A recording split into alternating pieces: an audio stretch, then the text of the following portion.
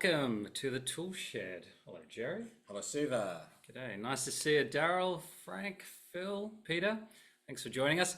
So today we're talking about the NCC 2025 PCD, and we're going to go through some of those changes, Jerry. This is an Ask Us Anything session as well, so if you've got any questions along the way, please jump on the chat. And this is being recorded and will be shared online as well. Let's get into it because there's a bit to cover today. Jerry. Yes, there is, and there's the power of change too, peeps. I'm really keen for us to know that the NCC changes are only the tip of the iceberg of the things that we as an industry need to make sure are incorporated in the Thrive in 25 strategy that Siva and I are going to be talking about. Yeah, I mean, main point there is that we have a voice. We have both a responsibility to take charge of this, and this particular NCC is at a point where it is open for public comment. But it may only be 0.25% of what's really needed, and in fact, we always have a voice. We go out there and we're designing and building really well the whole time, and yet there's so much cost rework mistake because the NCC hasn't got everything in front of us that we should have. So looking at the life cycle, needless to say, the NCC, as we know, is the primary set of technical design and construction provisions here in Australia, maintained by the ABCB, the Australian Building Codes Board. And so they're in a constant cycle. So it's a 7-stage cycle. So every 3 years, they are amending, updating this. So the last released was NCC 2022. And so we're now looking at 25. Now I'm just going to switch to a graphic here, which shows us different stages really quickly. So stage 1 is getting the proposals for change from industry. So they're via PFC. And that's where the research investigation goes on. That proposed content is then confirmed and the board goes through their various committees for comment. Have you ever had much to do with watching and observing? No, but my blood is boiling because most of the proposals for change aren't based on any of the science from the building failures that we've been watching and tolerating and seeing recycled and re-rinsed and hung out, and we're hung out to dry as professionals installing products that don't work, putting up with suppliers that give us products that don't work, not having any measured tracking of the frequency of some of the building defects that are occurring out there. So, who's typically driving the PFCs that are coming into the board? Look, I have to say I don't know. The ABC knows that I really respect their intention. I just don't think it's not well based on science. The structure's not well based on science. The changes aren't well based on science. And the document is almost unreadable. It's challenging to navigate. Then they go on to a stage 3, which is the editing and drafting of the publication, and then it's sent out for public comment. That's the stage we're presently in. They then take that, finalize, publish, and then it formally commences. And I think we're on track for mid next year. Is it May?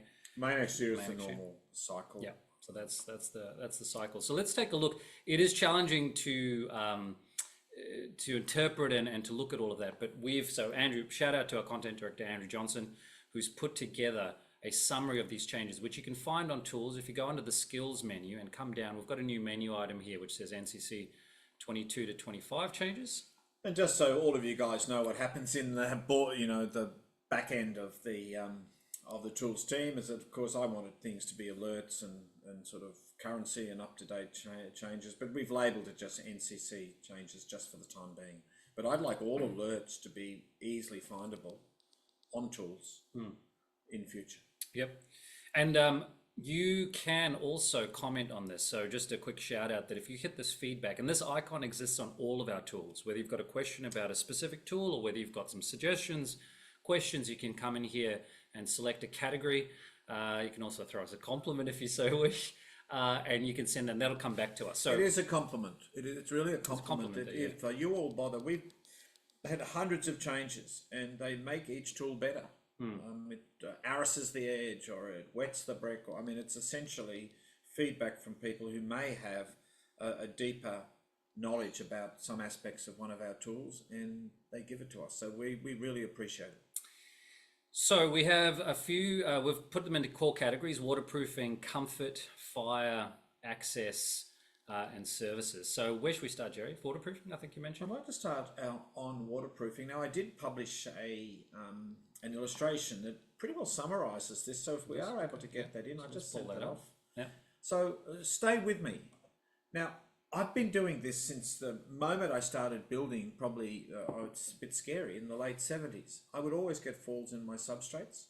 I would always get I have never built anything without a set down, including basement retaining walls, even if I got a 20 mil set down. So I'm just going to lay out what the NCC has wisely prescribed for us. Now, these are all deemed to satisfy, so there is always the option longer term to do a performance solution. And in my opinion, the set down requirement and some of the requirements of NCC 25 are not relevant to an external waterproofing area where there is a big awning, or it's undercover, or it's, there's no risk of a flood risk because of overland flow. But we are restricted now to a 70 mil set down. We are restricted now to a 1 in 80 fall to our waste. So these are the metrics that we just have to remember in the almanac of building rules. Mm-hmm. We are no longer allowed to put screeds on external decks. Yeah. And obviously, the smarties amongst us. Why do you think that's an important update? Well, because there have been failures of screeds with waterproofing on top of them and waterproofing below them. It's a very good practice. What I will say is that, and we've got a few listeners here, there is a term in building which we should all have been told when we were taught, called CSP. I'm not going to bore you today. It's called the concrete surface profile. It's essentially, if the technical people were sensible, it's essentially a well-finished wood float finish to your concrete. So to me, it's a steel trowel passed with the wood float. Don't overwork it because it brings the cement to the top, and you've got then a very nicely rough surface to take your primer for your waterproof membrane. So just remember that. CSP, concrete surface profile, it's in fact 2 to 5 is the range that the technocrats are talking about. It hasn't been communicated to the industry. Just always look for a smooth wood float finish for any of your site work, or if you want to puff your shoulders up and be noted and say, well, look, you really need to be using a wood float, not a steel trowel. I thought it was a steel trowel finish until about 6 months ago. Right. So we've got that. We've got a beautiful surface to take the membrane. It's got the 1 in 80 fall. It's got the set down. Obviously, your wastes need to be at the deflection points. It used to drive me berserk that nobody was understanding where structures will sag to, and that's the ideal spot to put your waste and get your drains. Excellent. And this is really summarising the core changes. It is. For that. So that's essentially the set down the hobs, the membranes to external. It does mean that our pedestal tool, which is also under work as well and review, will become the pavers on pedestals. Most external waterproofing now will only really comply when you're using pavers on pedestals, which I like anyway. Yeah, it's a really good way. Just again saying what the NCC hasn't said with these amendments, there still will be overflow requirements. There'll still be good detailing. I don't know how many of you are designers out there, but detailing your hob to make sure you don't get staining over the edges and just the raft of the good design principles that all of us stand for. And just a very quick how-to. So I'm just going to share this link and some 101s with tool. When you find a tool, zoom into the detail because the recipient will see the same view. I'm going to copy that. I'll drop that into our chat so you can all load that straight onto your screens as well. And if you share a link with somebody else, even if they don't have an account with tools, they'll be able to see that tool. A couple of other ways you can share is you can use our spec blocks. You can download to PDF, and that's the name of the game, is sharing knowledge. All right, let's move on from waterproofing. I am really keen for you guys to share this with the know-not-alls. You know my lovely term there. There'll be waterproofers and people who don't get the NCC and are not up to date. Share it. Yep. Just share it with them, and it's a good way to get your brand in front of them as well. Yep. 100%. Should we move to fire? Yeah, move to fire. See what we've got there. So sprinklers in car parks. So they've been required in all car parks now that has greater than 40 car spaces. or greater than 1 car stacker, which is interesting to me. Yeah. I mean, some of this stuff is it's good. It's good science based. We've also got sprinkler car parks. Just move up the page again, so we look at it. There's a concession removed for open deck car parks in Type A and Type B construction. So some of you won't be doing larger buildings with large car parks, but it's just nice to know that these changes are coming on. The re-entry from fire isolated exits has always troubled me, and I've inspected hundreds of large buildings. Again, some of you may not be doing this. There are formal rules now to make sure that there's a fail-safe way by which you can re-enter a building to get away from a fire stair that may have been compromised. Yep. So this science is great. Shamelessly, I don't remember all of this. So I would go to tools to double check if I'm doing a 13-storey building or a 25-storey building. I will double check to make sure that those principles are then retained. There's some signage and interconnection requirements as well. I would just suggest to you get to know these changes related to the class and the type of work you're doing. Yep. Very good. So that's fire. And yeah, again, there's an extensive range of stuff here. If you haven't looked through the fire, I mean, there is a ton of information, whether even it's not to do with the class of building that you're doing. It's good to have this knowledge, right, Jerry? I want us all to know that there are basic rules for everything, from egress, for your fire doors, your understanding of the different fire-rated materials. We just need to know it, and ideally, any changes that come in hopefully are improvements. And I think most of these ones are. So respect to the ABCB for doing this. Of course, I think there are so many other things we all need to be advised about keeping up to date and making better choices, but this is a very good start for 25. You had a comment on your LinkedIn post that comfort was too subtle of a word for something that is so important with regards to condensation. You know, and I think that the person said we should have a much stronger label than comfort for this. Look, we're going to take that on board, and we're going to try to make sure that our affects our health, I mean, our well-being. Our labels, I think we've got to make sure that our labels are right, but human comfort's really important. Absolutely. And it does, comfort it covers a range, it covers all senses. So you've got temperature, you've got sound. Sound is very, very important. You've got your comfort for your lungs and what you're breathing in. And, you know, everything matters inside the environment of the buildings that we've designed. We've got some changes here. It's mainly to do with section J to start off with. So there are some insulation must be continuous below parapets, box gutters, etc. And I'm thinking, duh, sorry, isn't that the reason for why you insulate a building? And maybe I'm fairly pragmatic, but I've always thought that insulation needed to be continuous. And so I'm the guy who used to pack around the window frames, and the carpenters would look at me and say, well, why do you bother? Because I said the rest of the wall has got thermal insulation. So now they're dotting the I's with insulation up in roofs. Yep. I think that's and sometimes you need to spell out the obvious, right? Even though it's good practice. So there's some section J information there. Class 3, class and 9C and 9A. So you're just double checking new solar reflectance and thermal emittance requirements, and increase if air conditioning equipment is installed on the roof. So there are new rules there. Then we get down to HB. So this is the external walls in climate zones 1 to 5. Vapor and wall barrier must achieve a certain permeance range dependent on specific climate zone and wall construction type. Yeah. What does that mean? Who would have thought that sarking, because that's what it is, the vapor barriers, we need to now start to make sure that they match what the compliance of the NCC require us to have. So so we know about the 8 climate zones. Hopefully you're familiar with the climate zone map, but you'll find that there are quite specific requirements, and we've got a table. So I might just bring up the climate zone. The climate zone map. That's under. I think it's under comfort. Let me just load that up very quickly. Climate zone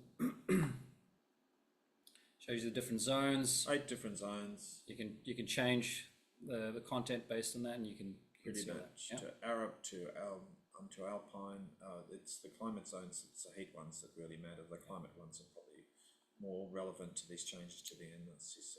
Yeah. So we just know that it's basically temperature and humidity related. Yeah. And I'll share that. But let's go back here. So this table's a little handy ready reckoner. So I don't think we should have to remember all of this, but we need to make sure that when people are installing products around a building that we've built, taking into account that my mantra is everything we've touched, either design-wise or construction-wise, should have a 50-year life. And it should create a mold-free, a condensation-free environment now because of the knowledge that we've got access to. Yeah, it's a nice, concise table there. It's a nice color-coded one. Also, just a quick shout out, if you're sharing something with somebody and the content is on the left-hand side in one of these panels, that'll share the entire tool. This one will share the content of the side panels. You can generate a share link from the side. But here's a tip too. Sometimes I just have to take a snapshot. I take a snapshot on my phone. Most of my usage, I know, we might be behind our desktop some of the time doing CAD, but often I just take a snapshot of it and I crop it and I send it off to the person involved, especially if it's a table. So that is comfort. Also, just a call out on the condensation, which was released a couple of weeks ago. And I know you love this tool, Jerry. In particular, mold, which we're talking about people's comfort and their well-being. And this mold index is worth. If you haven't seen it, take some time because this is a nice representation of such an important thing to understand, right? Look, I'm not that affected by it, but my twin brother is, and I know hundreds of people whose lives are miserable. My wife is, yeah. It's just really miserable, and it doesn't need to happen. It's basically bad building. It's like having a faulty flashing. We complain about building defects. This is a secret science. This one here.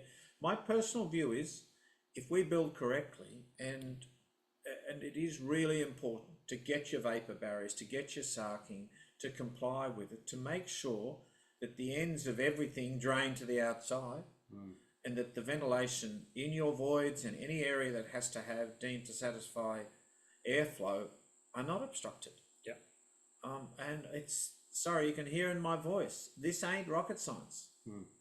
But there's a lot of knowledge there. So take some time. If you haven't looked at our condensation tools, there's a few there as well as just a basic explanation as well, which essential knowledge. And you'll see the dew point there. Look, I understood. I can remember this as I was in second year university.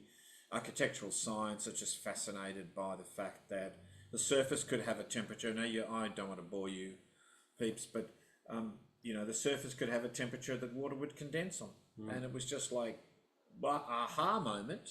We've got to make sure that doesn't happen in our buildings. We are putting a painting tool out soon, and that's going to be really stressing the elephant in the room, is that most of us as designers and architects and supervisors, often in areas where there is a little bit of a condensation risk, we are not specifying mold technology coatings or the right gloss level.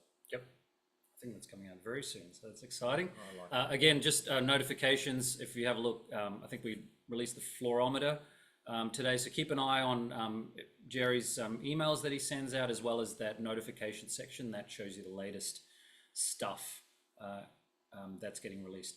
Back to the changes. So that's comfort, essential part of our construction. Not a lot of changes in access. Well, guess what? What it is, it's just a wholesale adoption of 1428. Yeah, which you've been talking about for years, that 1428 should just be a normal practice.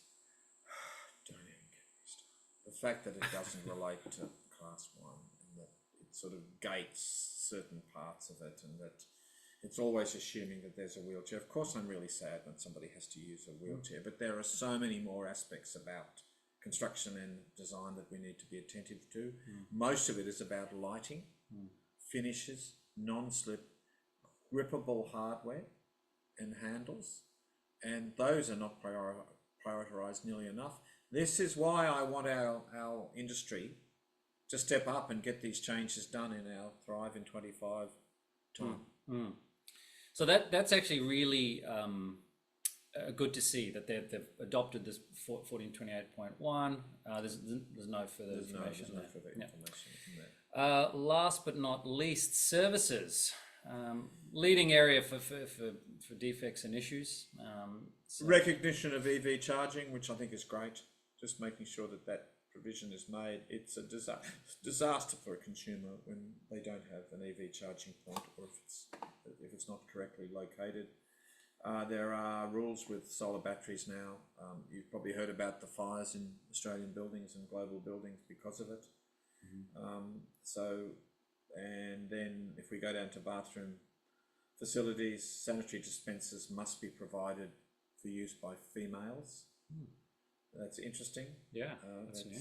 Greater than one per bathroom. And then 9B, single auditoriums and theatres, there's an increased closet pan allocation. Now, I don't want to lose the room because some of this work we're going to be rarely doing, but we need to know that there's going to be a multiplier applied, especially so we know when we design any building with volume of population, there's a population load we need to be aware of.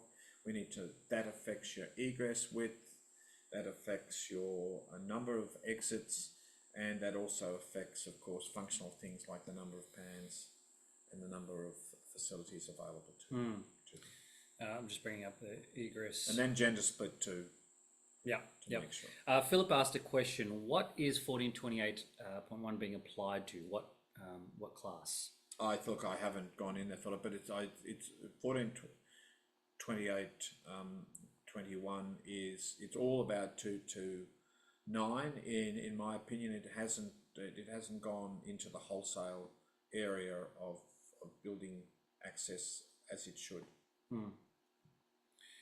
And in terms of 1428, a lot of that information, if you check out under accessibility, there's a lot of information in there, essential information that we need to know. And workshopping the confusion, I could use a harsher word, between SDA, NDIS, 1428, NCC, Volume 1 and Volume 2, and then just the normal best practice of making sure that people don't trip at any point in the buildings that we're designing and building.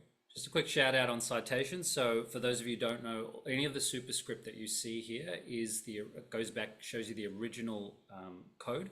So you can see the 1428.1, and you can click that or tap that if you're on a mobile. That'll copy to your clipboard, and then you can go back and search that and go back to your original source document. So all of those go back to the source. And all of them will change. So on our switcher, so NCC 25 will be cited on everything once the NCC becomes live. Once it's adopted. So actually, good point, Jerry. So just really quickly, this is something you can look forward to, is the NCC switcher at the moment. We've only got 22 and 19.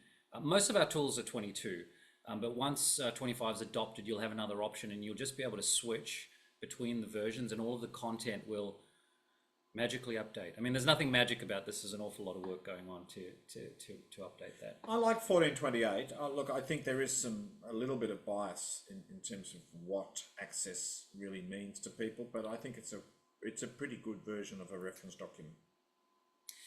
An electrical supply. Quite a few changes there.